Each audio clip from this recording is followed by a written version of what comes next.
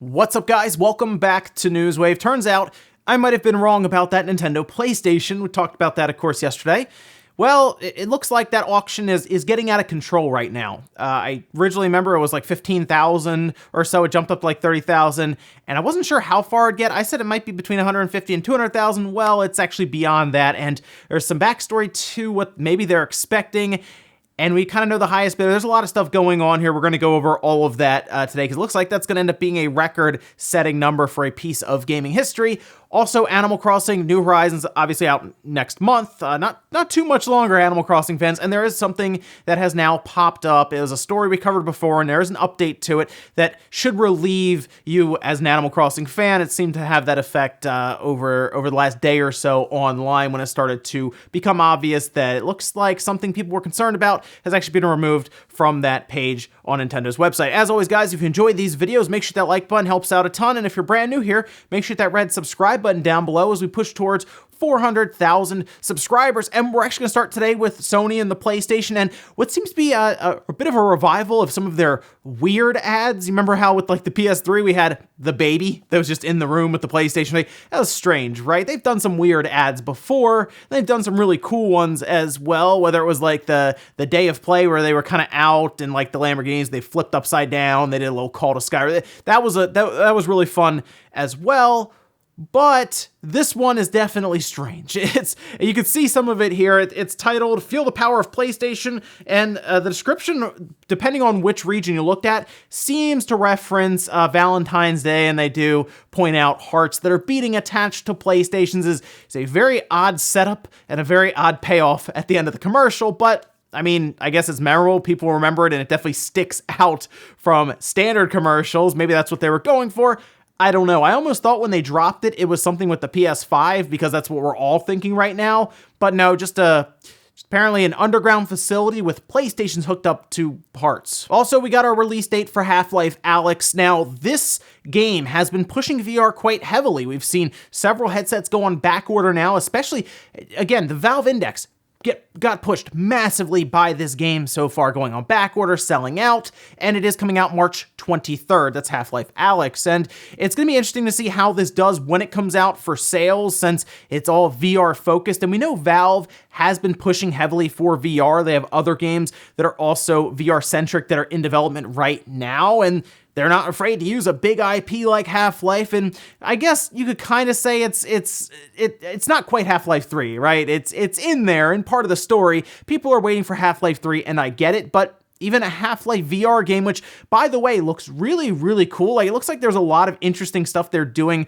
with VR in this game, and you need a more advanced headset. I know the Index is quite expensive, but hey, the game comes with it, so I guess even if you have to pay about $1,000 for a good Index headset, you at least get the game for free. But coming out March 23rd, you don't necessarily just need an Index. It'll also work with some of the more popular headsets like the Vive and the Oculus Rift as well. Oh, and I've been talking about how one of my favorite trends so far over the past few years are the demos that come out for games, then give you bonus items in the game when it releases, or just carrying your save data over. Well, we are getting a demo, it appears, for Langrisser 1 and 2, which is awesome. It's actually soon. In fact, this PR was sent out, and it says, "We're excited to reveal the demo for Langrisser 1 and 2 will be available on Nintendo eShop and PlayStation Store on February 20th. Try out both the classic and remastered art styles in the demo, which covers Chapter 1 through 3 of Langrisser 1 and Chapters 4 through 6 of Langrisser 2, and it does appear that you will get bonuses in-game, such as money in the game based on, I guess, how far you get through, but it looks like if you just have the save data, you'll at least get some bonus rewards in the game when it launches. This is pretty cool. Again, I like these demos that come out ahead of time and give you some extra stuff in the game. I prefer when they put out like the demo and then the save data carries over, but I know we're not always going to get like the Dragon Quest XI demo, which was ridiculous because it was like 10 hours of the beginning of the game, but that game is pretty long, so they could basically give you about 10%, if that, a little less than that even, of 10 hours.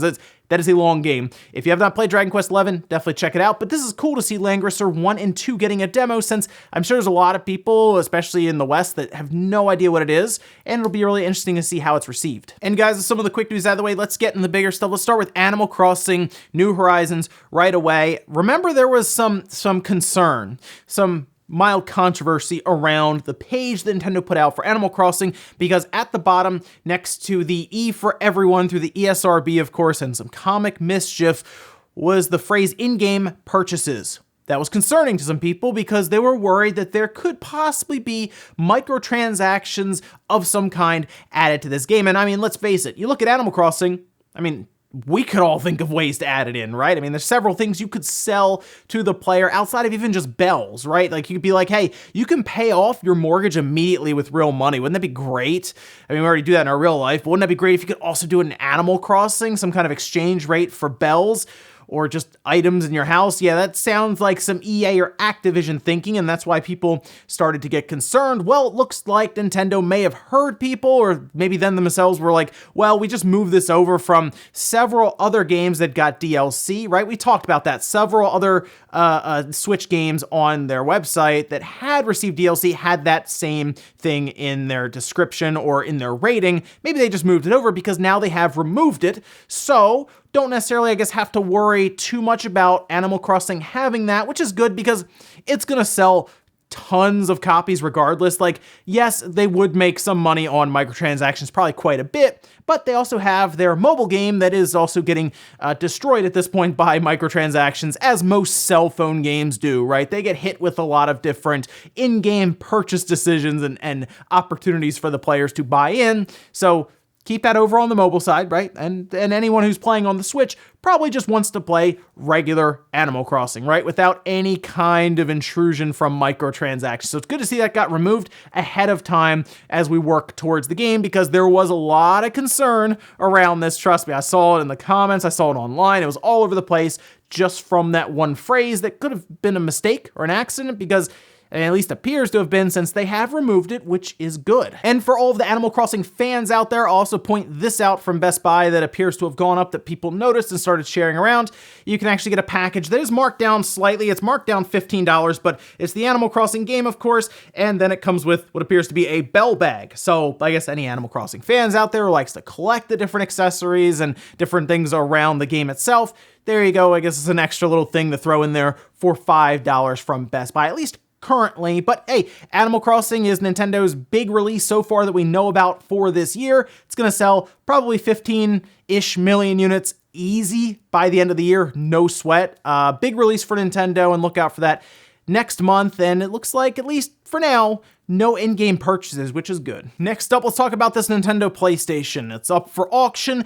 This thing has been in the news for quite a while, right? Years now. They've toured, the owners have toured the different places, conventions, all over the place. It was on Ben Heck's channel as he managed to open it up and seemingly restore it completely, although there's only so much you can test with it since it was basically a prototype and never went into full production, and that's why we only know of one right now in existence. It'll be really interesting if there are more than just this one, and I feel like there could be, since this was just found in an attic. I guess you never know. So, check your attic, I guess. But check this out. The page has been jumping massively with this auction. Remember we talked about it, like I said, 15 to 30,000 like yesterday or 2 days ago when it went up.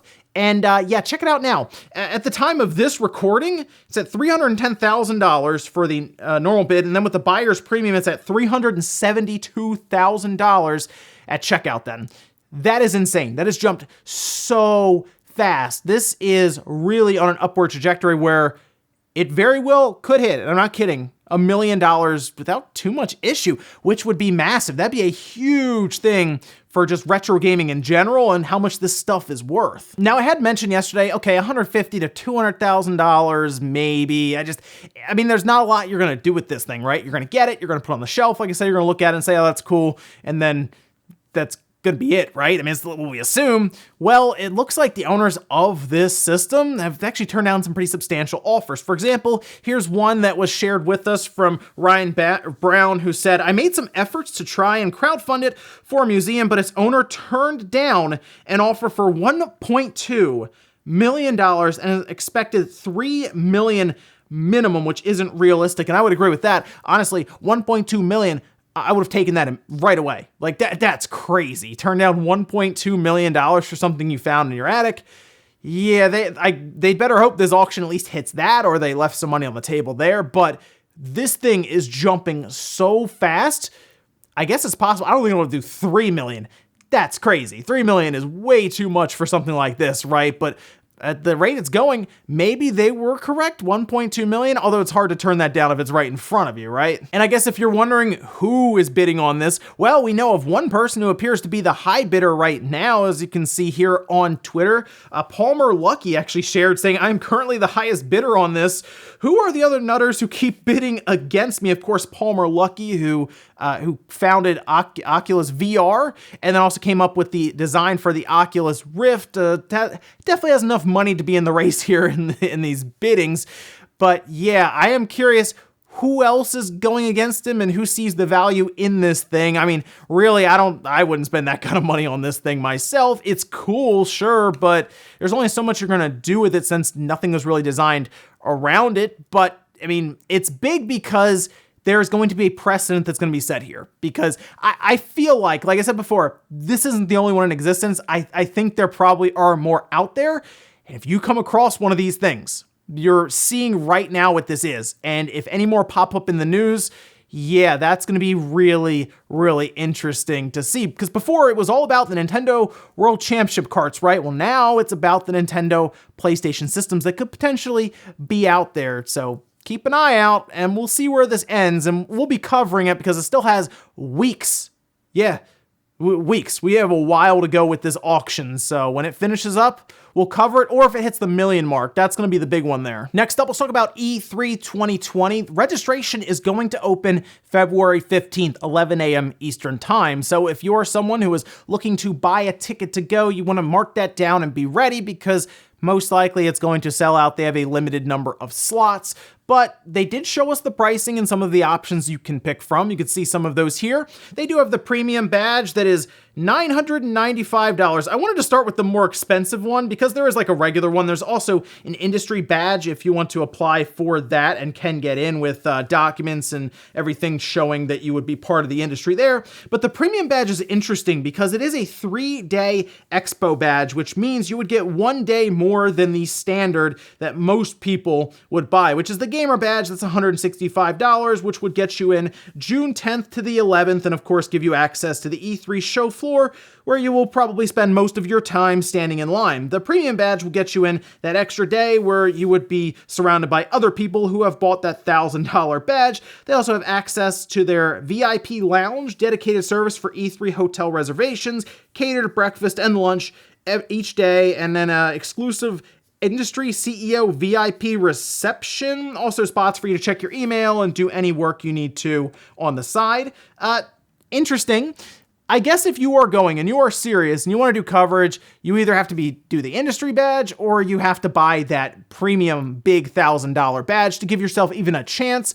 Although I feel like that other day, most people are thinking the same thing, and you're probably just going to be crowded, just not as much as that E3 floor will be on the 10th and the 11th. I've heard tons of stories about how the place is just shoulder to shoulder crowded, and that doesn't sound like a lot of fun. Standing in line for 3 hours to play Link's Awakening last year, like I heard these stories, for 10 to 15 minutes, yeah, that's probably not the greatest use of your time, but for some people at this point, E3, it's hard to say how long it's going to last, because they've even put out an image that IGN and others were sharing that showed their official partners, and it was pretty much everyone you'd expect, minus Sony, of course, Microsoft, Nintendo, Square, and others. WB should have some interesting stuff there as well. But yeah, E3 is limited, I think, in time, and maybe this is the time to go, but you also got to weigh that cost, because we're just talking tickets. You got hotels, travel, food. It does add up pretty quickly, but hey, you got a $165 badge or a $1,000 badge if you want to go. And then our last bit of news is talk about something I guess that would make airports a little more enjoyable. Look, airports aren't usually a lot of fun to have to sit around, but I guess if you have a Switch or maybe you're really into cell phone gaming, you probably don't mind it as much as people who just kind of hang out in the terminal and sit around for hours at times, depending on what happens with their flights. Well, it looks like Nintendo is going to be targeting that audience, as they're going to have pop-up lounges like this one you see here that are going to be installed and ready to go in some of these airports. They have a list of airports, which includes Dallas, Seattle, and others. And according to them, they will have different games like Breath of the Wild, Mario Kart 8 Deluxe, Mario Odyssey, Mario Party, and Tetris 99 all set up and ready to play. And I feel like those Switches are going to be beaten up real bad real quick. Like I've seen the ones at Walmart. I've seen the ones at Target. Yeah, these ones are probably going to get used even more just because of the traffic that comes through there. But I do at least understand what Nintendo's going for here, as they want to target people who maybe they would want to use a Switch since they travel enough back and forth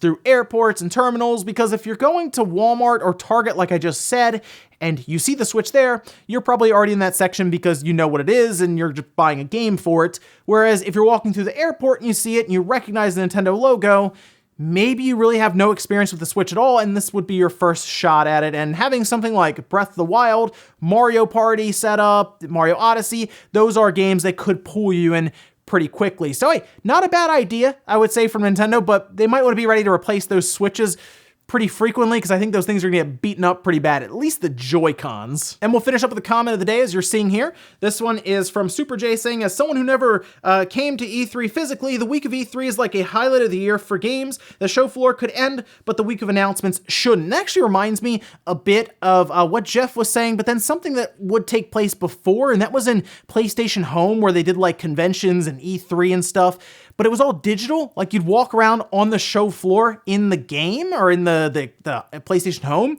I thought that was a really cool idea that would have been neat for them to expand on. And I feel like if they lean into that with something like VR, how cool would that be if they had like a virtual E3 setup and you have the VR headset on and you walk around in E3? That would be way better, I think, than what we have now, which is, like I said, shoulder to shoulder and just a ton of traffic and crowds all in this one convention center. I think that'd be interesting, and that might be kind of what Jeff was leaning towards. But yeah, I think as long as the week of announcements is still there, most people will be happy, because to be honest, the majority of people don't even go to E3. They just hear about it. And ladies and gentlemen, that's going to do it here for Newswave. Enjoyed this video, guys. The like button really helps out. If not, hit the dislike. Leave comments down below about everything we talked about today, whether it is the Nintendo PlayStation and that auction that is jumping like crazy, or Animal Crossing and the in-game purchases being removed from the label of the ESRB rating. Thanks, guys, for watching. Have a great weekend. I'll see you back here Monday morning, 8 a.m. Eastern Time for Newswave.